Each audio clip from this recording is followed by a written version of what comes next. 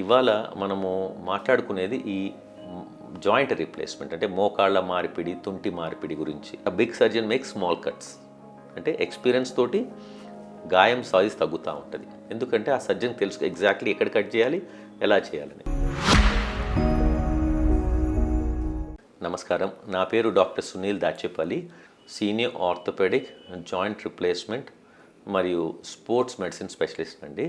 అంటే ఇప్పుడు నాకు చాలా కామన్గా వచ్చే క్వశ్చన్ ఏంటంటే, ఇప్పుడు దాంట్లో చాలా అధునాతమైన టైప్స్ వచ్చినాయి కదా, అంటే ఇంప్రూవ్మెంట్స్ అవి వచ్చినాయి అంటే కదా, అండ్ నాట్ ఓన్లీ జాయింట్స్ చేసే విధానాల్లో కూడా మార్పులు వచ్చినాయి కదా అని క్వశ్చన్స్, విచ్ ఇస్ వ్యాలిడ్. ఎందుకంటే చాలా చేంజెస్ వచ్చాయి.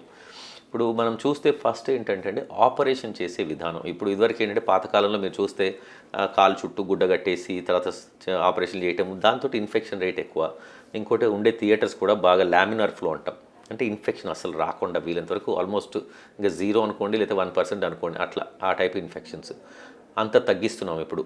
దేనివల్ల అంటే ఇవన్నీ జాగ్రత్త పడటం. ఇప్పుడు ఎక్కువ మెజారిటీ డిస్పోజబుల్ వాడుతున్నారు, దాంతో ఏంటంటే ఇన్ఫెక్షన్ రేట్ తక్కువ, లామినార్ ఫ్లో థియేటర్స్. నెక్స్ట్ చేసే విధానం, దాంట్లో ఏంటంటే మనకి ఇదివరకు ఏంటంటే పెద్ద పెద్ద ఘాట్లు. పాతకాలంలో ఏమనేవాళ్ళు అంటే big surgeon make big cuts అని, అదొక గొప్ప అప్పట్లో సర్జన్స్కి. కానీ ఇప్పుడు ఏంటంటే big surgeon make small cuts అంటే ఎక్స్పీరియన్స్ తోటి గాయం సైజ్ తగ్గుతూ ఉంటుంది. ఎందుకంటే ఆ సర్జన్ తెలుసు ఎగ్జాక్ట్లీ ఎక్కడ కట్ చేయాలి, ఎలా చేయాలని. ఓకే, సో దీన్ని మినిమల్లీ ఇన్వేజివ్ సర్జరీ అంటాము. సో దాంతో ఏంటంటే ఘాట్లు చిన్నవి, నొప్పి తక్కువ ఉంటుంది, అండ్ హీలింగ్ ఫాస్టర్ ఉంటుంది.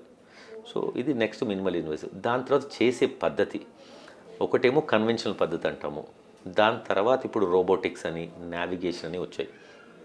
ఇప్పుడు రెగ్యులర్గా వాడుతుంటాం, అంటే కేస్ బై కేస్ చూస్తాం. ఇప్పుడు అందరికీ కూడా రోబోటిక్ అవసరం లేదు, అందరికీ నావిగేషన్ అవసరం లేదు. మనం చేయాల్సింది ఏంటంటే ఇప్పుడు ఉన్న వంకర ఎంత వంకర ఉంది, దాన్ని బట్టి ఏది అవసరము.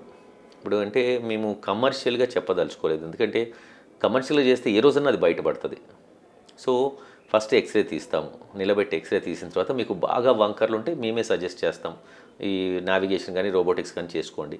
లేదు, గో ఫర్ కన్వెన్షనల్ మెథడ్. అంటే మీకు అడ్వాంటేజ్ ఏంటి, అన్నెసరీగా మీకు ఎక్కువ ఖర్చు పెడుతున్నారు కదా. ఇప్పుడు ఏ హాస్పిటల్ అయినా ఫ్రీగా రాదు కదా. ఇప్పుడు రోబోటిక్స్ కొన్నాము, దానికి తగ్గ ఖర్చు మరి పేషెంట్ దగ్గరగా తీసుకునేది. సో అందుకనే we don't suggest unnecessary.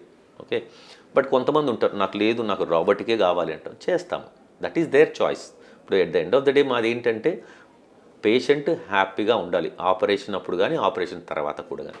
So వాళ్ళకి ఏది నచ్చితే అది చేస్తాం. ఇప్పుడు మొన్న నాకు ఢిల్లీ ఒక నుంచి ఒక కపుల్ వచ్చారు, అక్కడ కనుక్కొని వచ్చారంట, వచ్చి మీరు రోబోటిక్స్ చేస్తేనే మేము వస్తాం అన్నారు, రండి అట్లా. ఓకే, నెక్స్ట్ ఇప్పుడు రోబోటిక్స్ అయిన తర్వాత లోపలేసే పరికరాలు. ఇప్పుడు ఇదివరకు ఏంటంటే ఓన్లీ స్టెయిన్లెస్ స్టీల్ లాగా లోపలేసే ప్లాస్టిక్ ఇట్లాంటివి ఉండేవి. ఇప్పుడు లేటెస్ట్గా ఏంటంటే లోపలేసే స్మూత్నెస్ మెటీరియల్ ఎక్కువ ఉంది, ఇది జిర్కోనియం అంటాం. మనకు కామన్గా దొరికేది దాన్ని ఆక్సినియం అంటాము. దాని తర్వాత గోల్డ్, అంటే గోల్డ్ అనగానే అందరూ బంగారం అనుకున్నారు, అదేంటంటే చూడటానికి గోల్డ్. ఇప్పుడు మీరు ఉదాహరణ చూస్తే ఇప్పుడు దీన్నే గోల్డ్ అంటారు.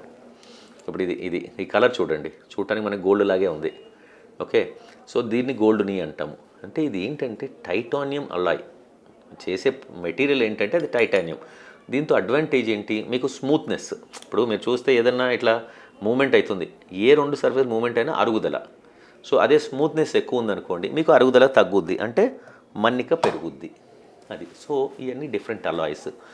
దాని తర్వాత ఇక పోస్ట్ ఆప్, నేను అంతకుముందు చెప్పినట్టు ఈ ఫాస్ట్ రికవరీ, ఫాస్ట్ ట్రాకింగ్ అంటాము. ఆ విధానంతో తొందరగా నడిపిస్తాం, తొందరగా హాస్పిటల్ని డిశ్చార్జ్ చేసేస్తాము. ఫిజియోథెరపీ కూడా పెద్దగా భయపడాల్సినది, ఎందుకంటే లేటెస్ట్ టెక్నిక్స్ వచ్చాయి.